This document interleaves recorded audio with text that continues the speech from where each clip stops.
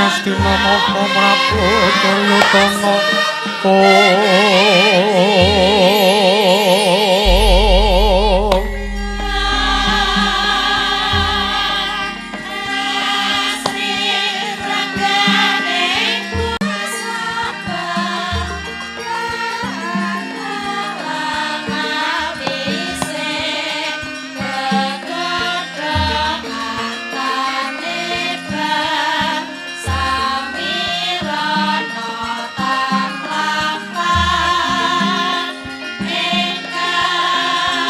Pandita karya wangsit pindha kumbangan saping tawang susu angin nganti ngone nyanggal ingkang kung benggil wis katon melos ari jagat dunung iki blapapan lur kidul tan kulon sinaring jagat kang sami biya turut putih jorbol kekuwung parandiri tatan wonten ing kemadhen kuwing praja negari Ngastina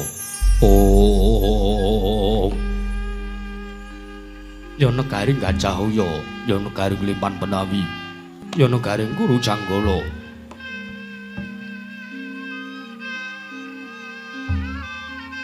Kang Nara pamungganing kandha sareding mangke, negari Ngastina dumadi saking pulo-pulo bebanjaran.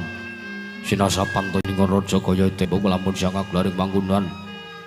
Lamun wanci sarap surya samya muli marang kandhange dewi-dewi. Tatanana carane kandhang nganggo nanjing malang labet tebih saking Dadurjana Cudi. Samya sayuk seka Kagari ing Ngastina. Wana gumimbangi gunung anggung rengsa lestari tumurun Ratu Merah sadedati guru-guru kaning lingkungan. Langkung-langkung lamata tinaliti sampun samya sampet ing sesanggeman. Sapen tebih saking tindasan Sinan saya Winodawida. Anane memaci namatan daya dinayan. Sawiji-wiji semapan sejatung jejiban kang menuji temama wujud manunggaling cipta rasa karsa kang satemah babar karya kenging binasake negari Ngastina nalika semana agya mancik marang jaman kencana panjang munjung pasir pawukir jinawi gembah ripah kartotata turta raharja dasar guru kang gedha bori padhang jagat tidurku setata adukun carane turta kasusuring kanca praja lasina ta wau ing keparang astapa saking bangsa negari Ngastina. Punangira den ucap dasa namung sanata dasa 10.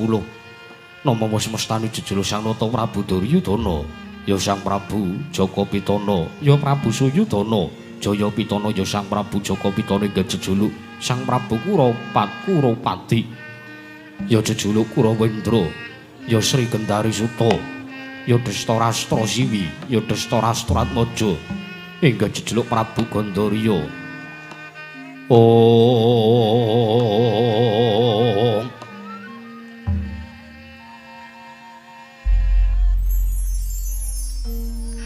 Sang Nata Prabu Duryudana ngastapa saking puja linambaran paugeran caturwara nenggih sama Bidadana Dendra. Nanging cacane tasih kumingsun lire pangwasa kang kinarya gada seneng sembranan lumuh kungkulan tanpa beda kadang Kurawa ingkang Dursila watak candala anyarengi mangsa kasada windu sancaya tinegaran wuku perang abad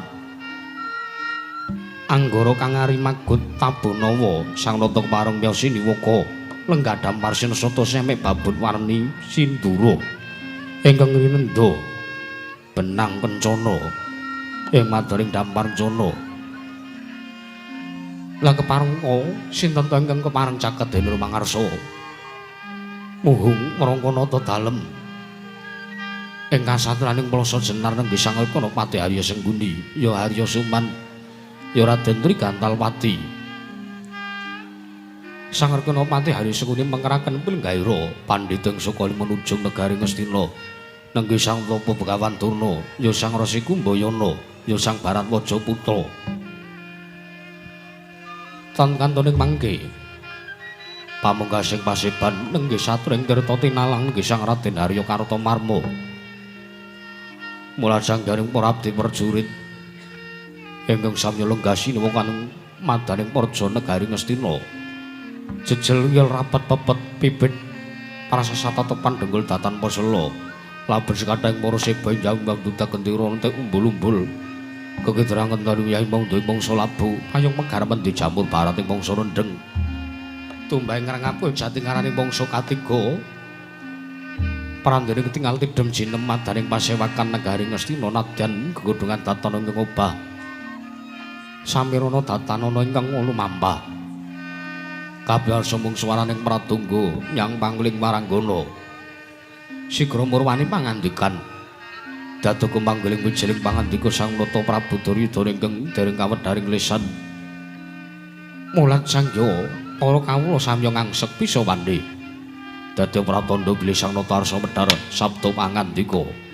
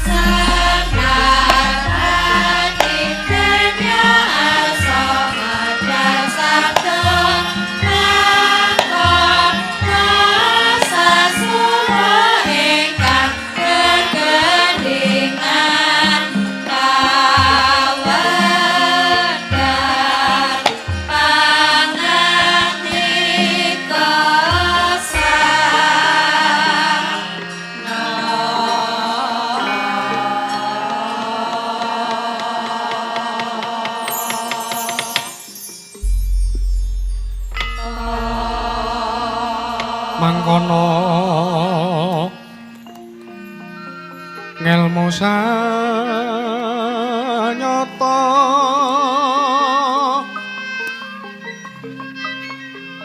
sanyatane mung wae rasa ping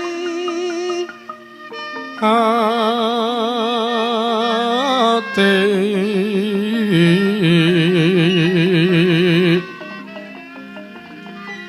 bungah ing ngaran cublo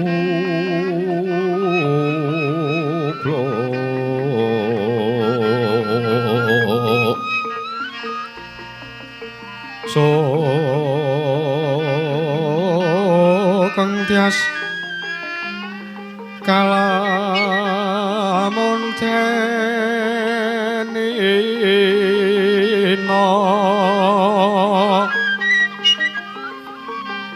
ora kaya si punggung anggongku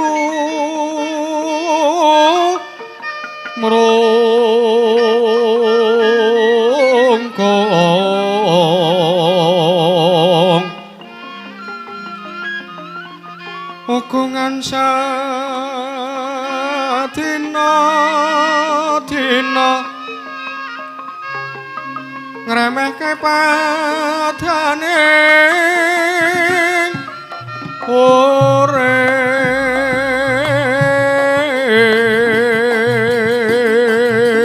urip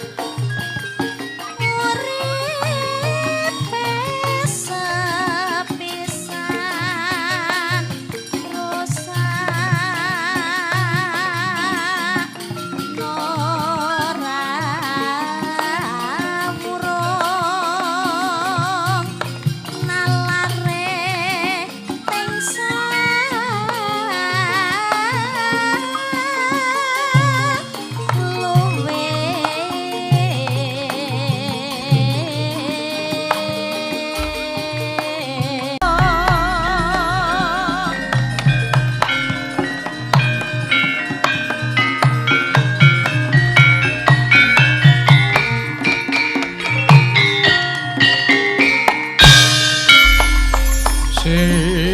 sinaranging maruta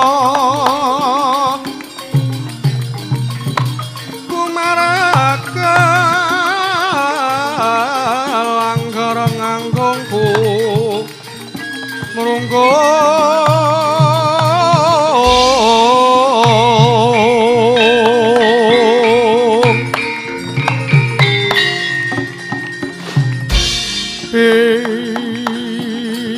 pinto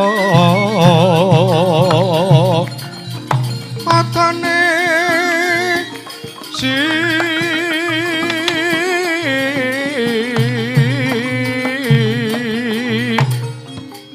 mu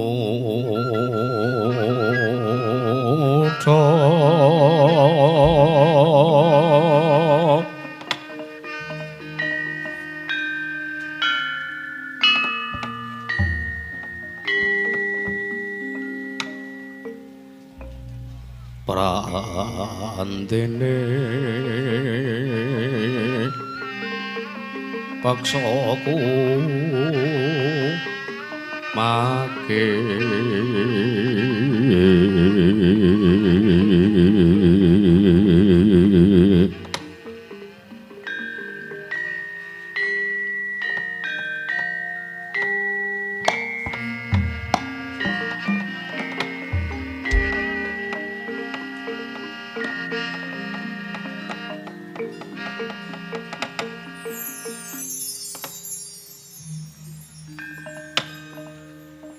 Niwangsung ana mangat diluwi ana sasmin tanding sun jagat wasisane ku Bathara nuwun mangke paman Pati Harya Senggundi Paman Pati Harya Suman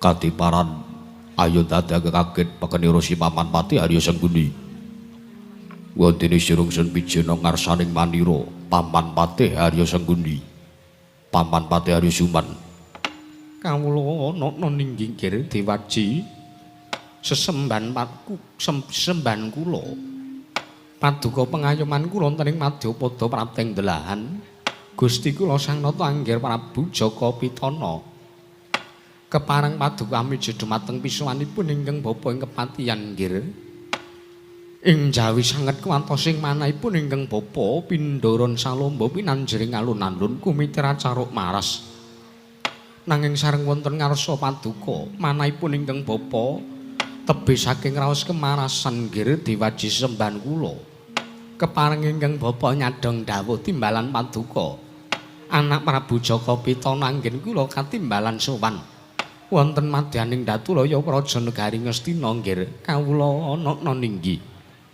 Paman Pati Harya Senggundi kadhe panggul sira ingsun percaya minangka dadi batal wakil ingsun Pranata-tata rakiting kaprajan Negari Ngastina marata diaturna marang panjenengan ingsun samendhang aja nganti ingkang karempin Paman Pati Harya Senggundi menawi paduka andangu bab tata rakiting kaprajan nggir tartentu sadetan badhe nguci wani para kawula samya sayek saeka kapti karya luhuring nusa bangsa tuwin negari ing Ngastinapura mandhapipun dumateng Sangya para abdi perjurit para Satakura ingkang boten kendhat anggenya tansah gegladhen olah kridaning kaperang sawanci-wanci praja paduka katempuh mring marang muka tartentu datan badhe anggepok kunca paduka Gusti kula Sang Nata Anggir Prabu Jaka Pitana nggir anak Prabu Duryudana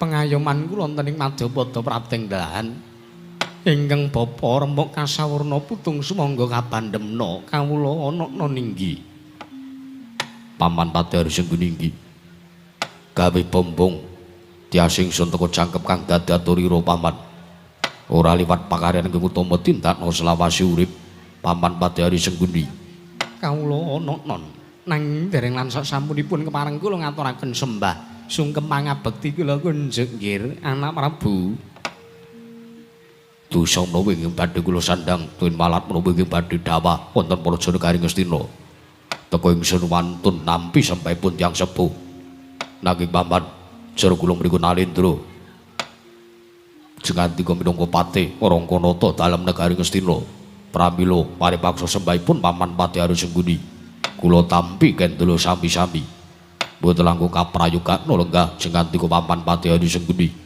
anggenipun rawuh wonten Praja Negari Ngastina Paman Harya kawula ninggi sampun boten kirang prayogi nggir kawula ana ninggi piwah Bapa Durna nuwun mangke Sarawu Paduka Bapa Nemban Durna Bapa Nemban Kumbaya ning Sukalima ingkang putrapun Jaka Pitana ngaturaken budya pangasta mugi kunjuk wonten ngarsa Paduka Bapa Nemban Durna ing Sukalima Bapa Nemban lole kenthos karo gembol manyor-manyor. Duk ning dungkul wana alas-alas dadi wana nggir. Anak Prabu Jaka Pitana kawula ana ninggih. Yo kepareng paduka miji dumateng pisanipun ingkang bapa ing Sukalima. Wonten madaring Datulaya Praja Negari Ngastina. Pudya pangastawa sampun ingkang bapa tampi. damel bombong tias manahipun ingkang bapa ing Sukalima nggih mboten langkung kula ngaturaken salam taklimipun ingkang bapa Mugya Konjuka katur wonten ngarsa paduka anak Prabu Jaka Pitana anak Angger Ngastina bapa bantu iki salam taklim sampun katur wonten kersanipun ingkang putra kula tampi karya bombong tias manahipun ingkang putra mboten langkung kula ugi tansah ngaturaken njunjung pangabekti wonten ngarsa paduka bapa Wenebanturna kula nanan inggih nggih sampun kula tampi karya bombong tias manahipun ingkang bapa ing Sukalima nggih mboten langkung kaprayogan lenggah paduka bapa Weneban sampun boten kurang payu pisanipun ingkang bapa ing Sukalima nggih kawula nanan apa dene sira Dimas Kartomarma padha kanthi prayogan sawane Dimas Kartomarma Kuringsun pijon ngersaning panjenenganingsun Kartomarma ing tirta tinalang. Mbah nuk iki lunamen pasang Kalimantabi. Dinebena ngilodoni dumaweng tawang tuwang linepan ing tolak manusiripun.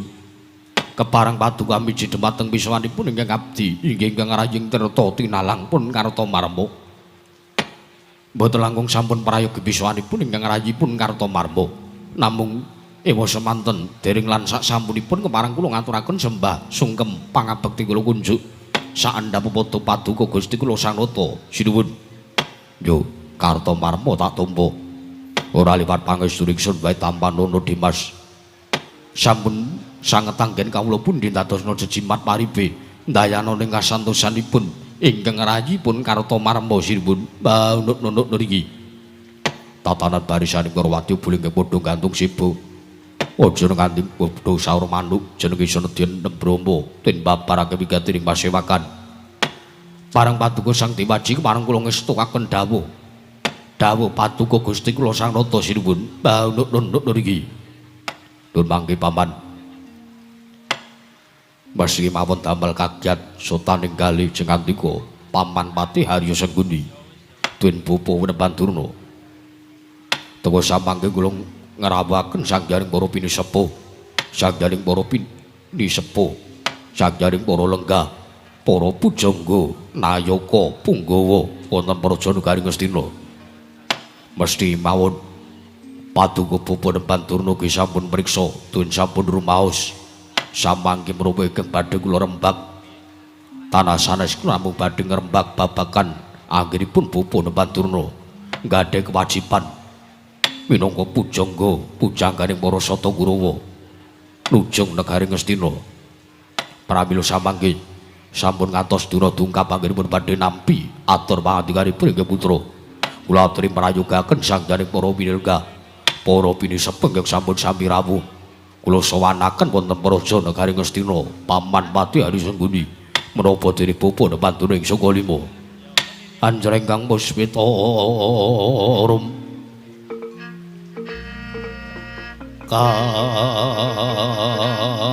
kasilireng samirana mre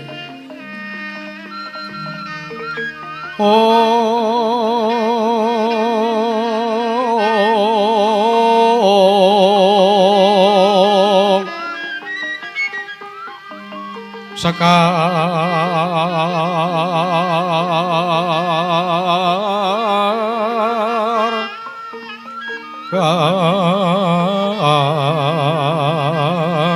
kadung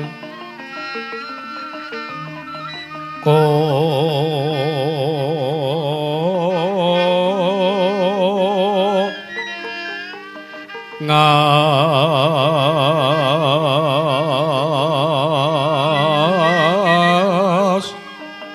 kandhanya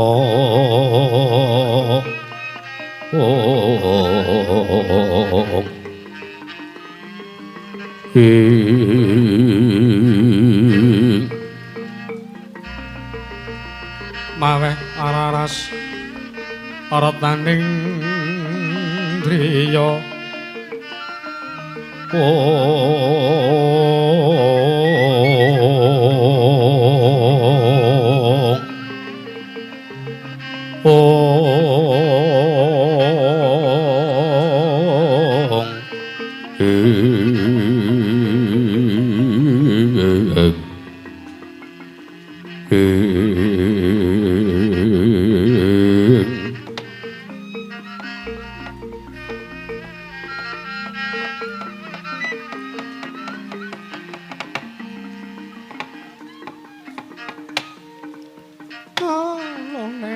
Astaka swala sila bertapa samorante hawela nuwun sewu lho Nger Anak Prabu.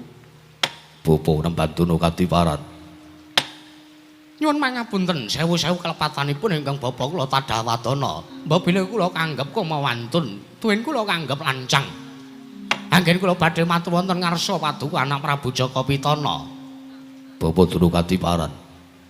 Estunipun kula kaget, sotaning manahipun ingkang Bapa kula kaget nggih. Sareng kula sowan wonten madaring Datulaya Praja Negari Ngastina. Tumuli kula midhanget pangandikan sabda pangandika Paduka Anak Prabu Jaka Pitana maring dawuh. Bilih samangke tanasane Jawi Negari Ngastina ngawontenaken pasewakan menika namung badhe ngrembak. Inggih menika babakan anggenipun kula nggadahi kewajiban. Anggen kula sumuyut wonten ngarsa Paduka Anak Prabu Jaka Pitana. Nggih. Damel kejot sotaning manahipun ingkang Bapa. Wonten punapa? Menapa anggen kula badhe wantun nampi duka Paduka Anak Prabu Jaka Pitana. Nggih. Nggih. Bapa Nembantuna kasinggihan mekaten. Nun mangke. Sareng kula tampi pangandika Paduka Bapa Nembantuna. Estunipun kula mriku namung badhe matur bilih sejati kang pranyata tigang candra. Ari kalenggan sak mangke kula raosaken anggen kula nggadahi pujangga, anggen kula nggadahi pinisepuh, anggen kula nggadahi pendhita Brahmana kados Bapa Nembantuna mriku boten wonten ginanipun. Mangke riyen nggih. Paman Haryo Kadiparan. Teka Paduka paring dawuh bilih anggenipun anggadhahi kagungan Brahmana pujangga Kakang Durna boten wonten ginanipun menika tegesipun kados pundi? Paman, Kula wonten timbalan. sampeyan mriku priksa piyambak. Bapa Durna mriku nggadahi murid mboten namung Kurawa kemawon. Nanging Bapa Durna mriku nggadahi murid ingkang namipun Pandhawa Ikadang kula atmajanipun Paman Prabu Wandu Sawarga. Bapa Nembantuna mriku mapan wonten Praja Negari Ngastina. Bapa Durna kaya-kaya ora lahir batin nggone suwita wonten kersanipun ingkang putra. Mangke riyen Anak Prabu. Oh, nuwun sewu nggih, nuwun sewu. Mboten kateges kula menika mboten lahir batos dumateng para anak-anak kula. Inggih Paduka Gusti kula Anak Prabu Duryudana menika babar pisan mboten. Nanging kula menika namung nuhoni dawuh. Tuwin kula menika namung anglampahi minangka kewajibanipun Brahmana. Brahmana menika kedah mulang. Inggih menika ngilmu ingkang saknyata, medharna ngilmu kang utama dhumateng murid-muridipun, dhumateng para siswa, siswanipun kuwi sangjaning para cantrikipun. Nggih. Nanging teka kenging menapa nggih, teka Paduka Anak Prabu Jaka Pitana anyendu dhumateng patrapipun ingkang Bapa, ingkang sakmangke nggadahi murid inggih menika pun para Pandhawa. Kakang Durna, kula wonten dawuh Dipati. Kula tak nyuwun mriksa karo sampeyan. Pripun? Sampeyan lenggah teng Praja Negara Ngastina menika ora didhawuhi karo Anak Prabu Jaka Pitana supayane ngemong sangganing para Sata Kurawa. Inggih. Nanging teka sampeyan isih gelem nampa utawa sampeyan isih gelem medharke ngilmu karo Pandhawa. Niku lho sing dimaksud Anak Prabu Duryudana niku. Sing diwestani, sing dikarepke dening Anak Prabu Duryudana menika sampeyan niku kaya-kaya pendhita sing mban sindhe mban siladan. Nek Kurawa dimban sindhe ning nek Pandhawa dimban siladan. Niku sing ngrasa Anak Prabu Duryudana menika ngrasa nek sampeyan mboten adil kalih Kurawa niku ngaten. Leres Paman Padarjuni leres ingkang sampeyan aturaken. Lah, anak cocok tanggir kalian menapa ingkang sampun kula aturaken. Nggih. Langkung-langkung kula mriku ugi mangertosi. Bilih Bapa Durna mriku Sabtu hari kula sawang 7 dina mriku kula sawang, kula tonton. Kula tingali saking negari Ngastina. Pendak-pendak pertapan Sukalima ngawontenaken pawiyatan ingkang dipun wulang dening Bapa Durna mriku sanes kok para Sata Kurawa. Nanging ingkang dipun wulang dening pun Bapa Durna mriku tanah sanes kejawi namung panenggahing Pandhawa. Inggih mriku pun Bratasena. Mriku ingkang sampun damel kula estu kuciwa manah loro sakit manahipun inggih putra pawan teka Babadurna Banjine Bansilatan pramila sampanggung kula menika namung badhe dawuh nyuwun dumateng Bapak Babadurna sampun ngantos caket-caket kalian pun Bratasena jeryatanipun ingkang paring kamukten dumateng Bapak Babadurna mriku pun para sata Kurawa ingkang paring pangayupan panguripan pagesangan wonten pertapan Sukalima mriku namung ingkang putra ing Ngastina nanging ing Mrapa ngelmune Begawan Durna dipun suntak kalian Bapak Babadurna dumateng pun Bratasena kamangka tiyang sak jagat mriku sami priksa bilih Pandhawa kalian Kurawa mriku slamane gesang mboten saged badhe rukun nanging ing Mrapa Babadurna malah kaya-kaya mbelani malah kaya-kaya nutup-nutupi Kurawa ora adil sinenggu Begawan Durna kuwi ora tresna karo Kurawa ning kaya dene laire ngeyup ning Kurawa batine ngrungkepi Pandhawa. Nuwun sewu nggih, nuwun sewu, nuwun sewu. Oh, mboten kateges kula mriku Banjine Bansilatan mriku mboten lho nggih. Nuwun sewu Dik Patih sampean ki nek ngendika mbaya aja sok gawe-gawe. Lho ora kali teges gawe-gawe. Wong nyatane anak Prabu Jaka Pitana piyambak priksa nek sampean 7 dina iki sampean rono-rono runtang-runtung karo Bratasena sampean menehi ngilmu karo Bratasena Dewate pripun Kakang aku tak matur ya Dewate pripun oh iki ya ben anak Prabu Jaka Pitana uga midhanget sing dadi aturku ya sampean arep matur apa gage matur nuwun sewu lho nggih Babadurna Kadiwaran kula kalian Bratasena menika mboten kateges kula ingkang nyuwun supados Bratasena sowan wonten praja utawi wonten ing pertapan Sukalima menika babar pisan mboten. Mboten kateges kula menika nggadahi niat. Mboten saking pikajengan kula piyambak, kula nyuntak ngilmunipun ingkang bapa dhumateng men Bratasena menika babar pisan mboten. Ning mengeti nalikanipun kula ngawontenaken sayembara. Rikala semanten kula ngawonten nalikanipun lelampahan sayembara Sukalima. Nalikanipun pertapan Sukalima badhe kabangun wonten ing madyaning wana Sukapanca. Menika kula wonten sayembara. Sapa sing bisa mbangunke pertapan Sukalima kanggo Begawan Durna ngedeke pawiyatan kanggo medharke ilmu sing saknyata. Oh, ngilmune Begawan Durna bakal tak suntake ana ngersane wong sing bisa mbangun pawiyatan kanggo medharke ilmu saka Begawan Durna ngersani cantrik-cantrike Begawan Durna kabeh. Nggih. Ning nyatanipun menapa? Rikala semanten Kurawa mriku cabaraning damel anggenipun badhe mbangun pertapan Sukalima. Malah ingkang kasil ambangun wujuding pawiyatan. Mriku mboten sanes damel namung Bratasena. Oh, pramila nuwun sewu lho, Ngger. Pramila nuwun sewu. Mboten kateges kula Banjine Bansilatan. Kula mangertosi, kula menawi kula mriku gadhah kewajiban. Kula kedah ngrungkepi para sata Kurawa. Kula ingkang minangka cagat waing Nalendra Ngastina anak Prabu Jaka Pitana. Mriku tata lahir. Nanging tata batin kula menika ugi nyandang tanggung jawab ingkang awrat. Nalikanipun Bratasena nampi perjanjianipun ingkang bapa ing Sukalima, bilih Bratasena menawi kuwagang tuwin saged mbangunaken pertapan Sukalima, badhe kula suntak ngilmunipun Begawan Durna. Jagat Dewa Bathara. Pamandarya. Kula wonten dawuh, Bapak kula wonten dawuh. sampun cetha lorekipun. Sampun cetha kedhawanipun Bapak Durna. Yen to lair ngurungkepi Kurawa batin sumuyut ngersani Pandhawa. Jenengatanipun Bapak Durna sampun bloko piyambak. Inggih, inggih, inggih. Inggih, kula menika sengaja. Kula menika mangertosi nggih, kula menika mangertosi. Prijatosipun ingkang paduka pikajengaken menika mboten sanes kesawi namung nyuwun tuwin dawuh wonten ngersanipun ingkang pamaning Sukalima supados kula menika mboten caket-caket kalian pun Bratasena. Nanging ewa semanten mugi dados ning kawuningan. Anggenipun 7 dina runtang-runtung kula kalian pun Bratasena menika kula mboten badhe medharaken ilmu lho, Nggih. Kula menika mboten badhe medharaken ilmu dhumateng pun Bratasena. Jenyatanipun Pendhita Sukalima menika mboten gadhahi ilmu napa-napa. Kula menika mboten gadhahi ilmu napa-napa ingkang cocok, ingkang mantuk kalian pun Bratasena. Lho sampean kok mencla-mencle. Mencla-mencle pripun Dipati? Sampean mau ngendika nalikane lakon sayembara Sukalima sing iso mbangunke pawiyatan saka lima bakal sampean suntak kabeh ngilmune. Nggih, niku rak mung tembung sanepan. Oh, ngaten. Nggih. Tembung sanepan menika Depate, menika mboten saged dipun tampi mentah-mentah. Mboten saged dipun ulu mentah-mentah menika mboten saged. Ngaten. Kedah dipun gelar, kedah dipun gulung.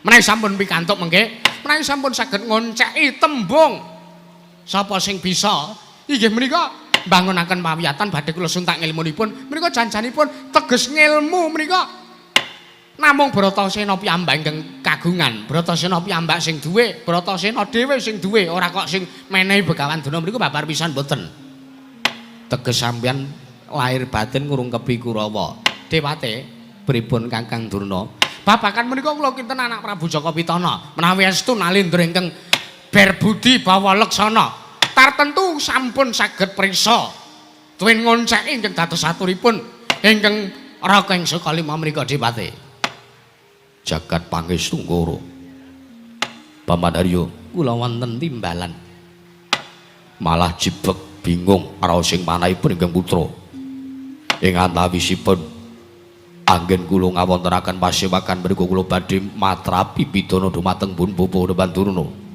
awit sampun caket-caket kaliyan Pun Bratasena wonten mriki malah kaya-kaya kula dipun wirangaken kaya-kaya aturipun ingkang putra mriku dipun nendani dening Bapa Durna samriku ngaten kemawon menawi estu ngendikanipun Bapa Durna lahir lan batos ngurungkepi Kurawa samriku kula badhe dawuh kaliyan Bapa Durna Bapa Durna kula wonten dawuh kula suwun sampeyan damel sarana pejahipun Pandhawa sak menika uga ngaten nggih oh lole kenthos karo kembal manyar-manyar duk ning dungkul wana alas dadi wana estunipun anggen kula ngurungkepi para Pandhawa menika nggih kula menika namung nuhani dhateng dawuhipun wong tuane para Pandhawa inggih menika pun sawarga sinuwun Prabu Pandhu Dewayana jernyatanipun sadaringipun nata ngestina rikala semanten inggih menika pun Sang Nata Prabu Pandhu Dewanata menika badhe manjing wonten ing alam pamancat kula menika ugi dipun titipi anak-anakipun inggih menika pun anak-anak kula pun para Pandhawa niku kedah kula omong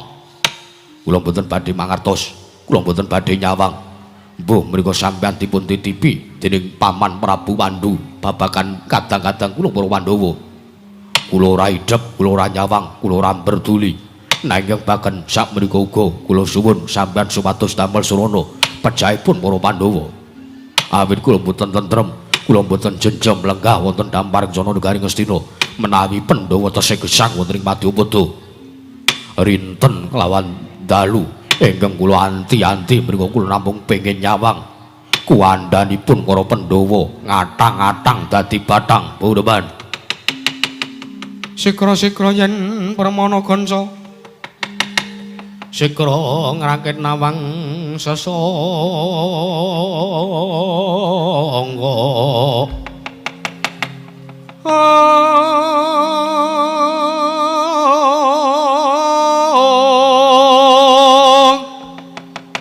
Nalendra Mbak Marwa sing sang katri gumulung katri gumulung mangrompak ing wadya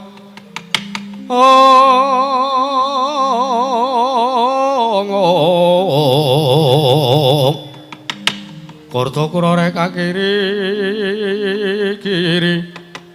lo nanggono magawe kelari wang-wang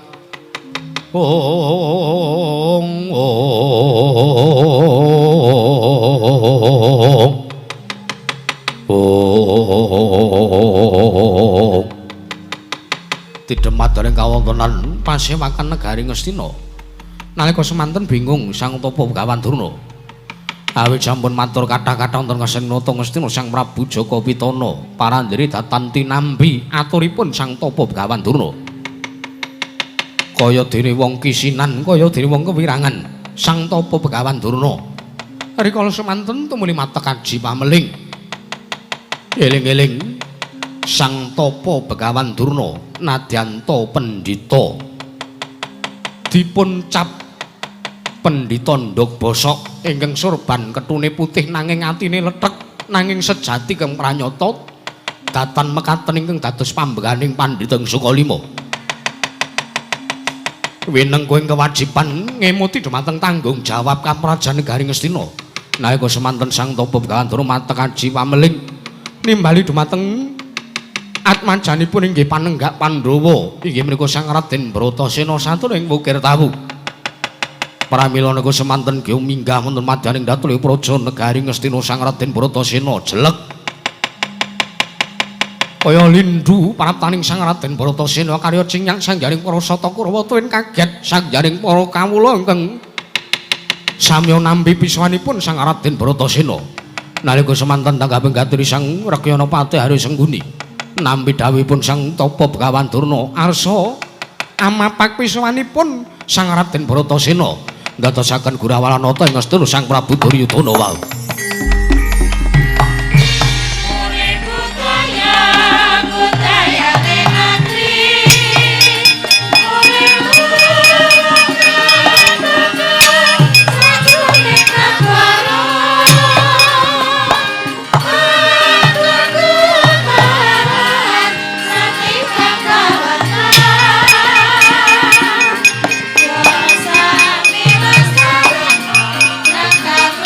Let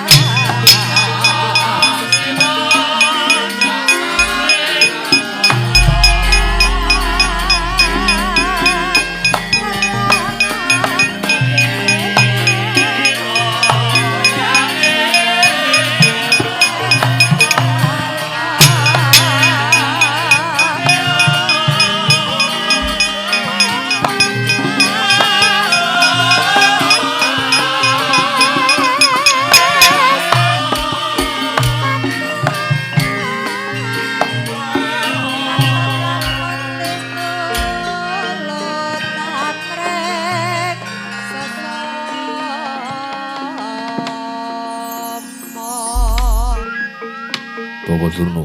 Kula wonten dawuh nggih. Dereng purna lajeng semangke kados pundi lampahipun anggen paduka badhe dawuh kalempun Bratasena. Samangke kula nyang badhe dawuh, tuwin kula badhe nimbali. Dumateng praptanipun anak kula pun Bratasena. Kasumanggaken Bapak. Bratasena padha kanthi raja sak praptamu nggih Bratasena. Wah. Durna bapakku. Biji kelawan sowane Bratasena. Lagi bae aku kepenak mapan ana ing Bukir Tawu. Tekono wujude Haji Pameling ingkang nimbali kelawan sowane Bratasena bareng tak sawang teka Durna bapakku ingkang nimbali sowanku munggah ning Datulaya Praja Negara Ngastina. Durna bapakku aku ngaturake basaku katura. Bratasena tak tampa nggih. Ora liwat pangestune bapakmu ingsun kalima wae tampan ana ya Bratasena. Tak gegem dadake jimat Prayoga nanggon musuhan. kaya wis ora kurang prayoga. Kadangipun Kakang Dimas Bratasena padha kanthi prayoga sowanmu. Duryudana kakangku. Wiji sowane Bratasena slamet tekaku ora ana alangan suwiji apa. Aku ngaturke basaku katura. Bratasena ya wis tak tampa ora lewat pangestunipun Kakang Petampanana. Wah, tak gegem dadake jimat. Dayani marang kasantosan lair lan batine Bratasena. Duryudana kakangku. Bratasena, Durna bapakku apa? mesti wae gawe kaget nggih. Sowanmu tak piji lumantar Haji Pameling. Kowe kudu munggah ning Datulaya Praja Negara Ngastina. Yo. Ana wigati apa? Yektinipun bapa bakal nanjake sartane aku arep matur karo kowe. Babakan 7 dina kepungkur. Aku ngendika karo kowe, aku dawuh karo kowe Bratasena. Yen to aku arep menehi wujuding ilmu karo kowe. Ingkang aran ngilmu kawruh kasampurnaning dumadi. Ya ngilmu sangkan paraning dumadi ya kawruh kasampurnan. Sastra Jendra Hayuning Rat Pangruwating Diyu bakal tak aturake. Tak maringake ana ngersane anakku Bratasena. Yo, Durna bapakku. Aku eling sing dadi ngendikamu 7 dina kepungkur. Nalikane aku mbok ulang babakan ngilmu kuwi ana pertapan Sukalima. Nanging rikala semono kowe mung nembe ngandharake ingkang dadi werdine ngilmu. Durung menehi ngilmu ana ngersane Bratasena. Malah gandeng aku wis sowan ana ing kene. Apa kowe arep menehi ngilmu kasampurnan karo Bratasena? Onong padaning negara Ngastina wektu dina sampungga iki. Bratasena, Ana dawuhmu apa Durna bapakku? ngilmu kuwi abot lho, nggih, ngilmu kuwi abot lho Bratasena. Ora saben-saben titah iso nggayuh wujuding ilmu kasampurnan sangkan paraning dumadi sastra cetha paripurna ing wangsit. Kuwi ora saben titah iso nggayuh. Merga pancen laku sartane syarat seranane pancen abot. Mula kang saka kuwi yen to kowe lahir batin kowe temen-temen kowe pengen ngentuke wujuding ilmu kasampurnan. Kowe kudu nglakoni akeh, ora mung sithik, sartane ora mung enteng, lakune ora gampang, angel nggon arep nggayuh wujuding ilmu kasampurnan. Durna bapakku, Bratasena piye? aku wis matur nang ngersamu nalikane mapan ing pertapan Sukalima. Yen to aku lahir batin, mbuh abot, mbuh enteng pacobane, mbuh angel, mbuh gampang lakune. Seka gampange aku sagu yen to kudu kon nglakoni. Bakune aku entuk kawruh kasampurnan ngilmu sangkan paraning dumadi. Nalika semono aku tak kira wis matur lan tak kira Durna bapakku uga kelingan. Ha, Bratasena, pancen bocah pinter, pancen bocah lantip panggrahi tamu kowe. Yo, Marta gage pidhangetna. Gage pidhangetna. Laku nggonmu bakal ngupadi ngilmu kasampurnan kuwi ana loro, kapérang dadi 2 perkara, teges 2 laku ingkang kudu mbok tindake. aku kudu nglakoni nindake 2 perkara. Sing sepisan apa? Sing sepisan sadurunge tak babarke ingkang kaping pindhone luwih dhisik kowe ngupadi ingkang syarat srana ingkang angka sepisan. Aku kudu ngupadi apa? Wah, paringo dawuh, aku sagu goleke.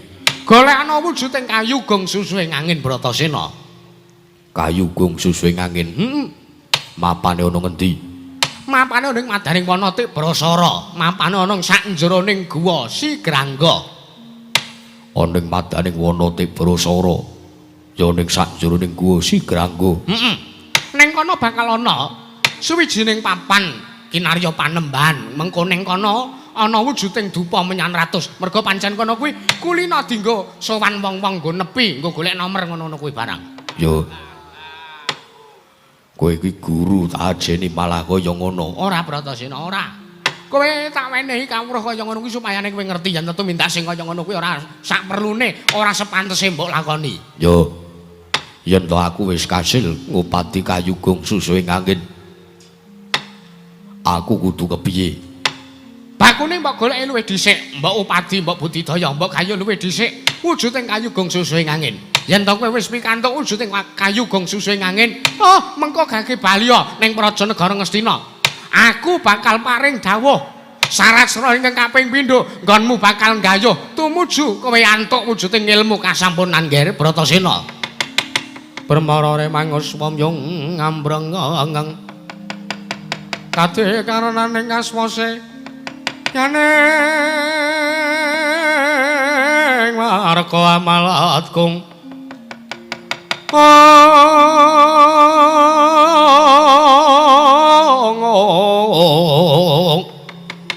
Tumiring Sang Gandawastratmaja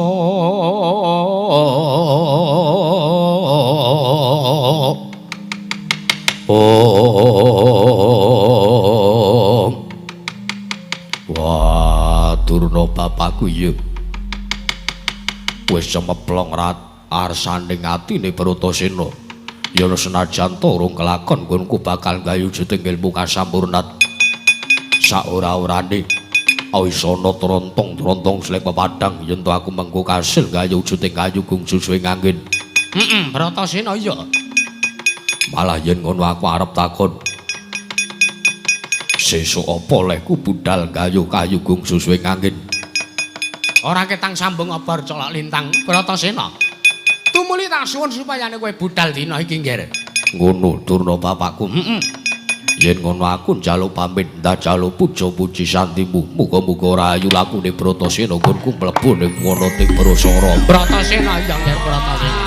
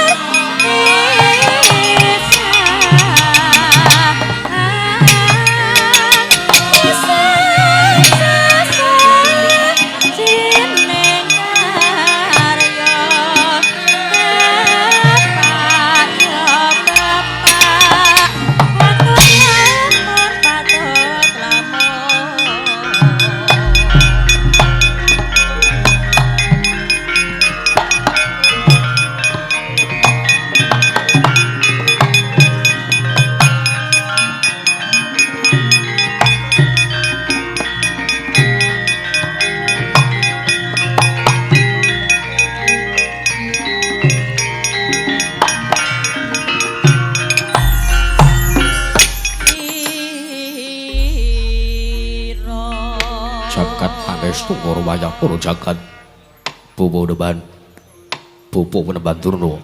Kula wonten dawuh nggih. Kula mriku dawuh kelan paduka sepatus damel sarana patinipun Pandhawa. Malah teka badhe paring ilmu kalian pun Bratasena. Mangke riyen Ger, mangke riyen. Oh, pendhita kondang manyor-manyor Begawan Durna menika angel anggenipun badhe memahami aturipun Begawan Durna.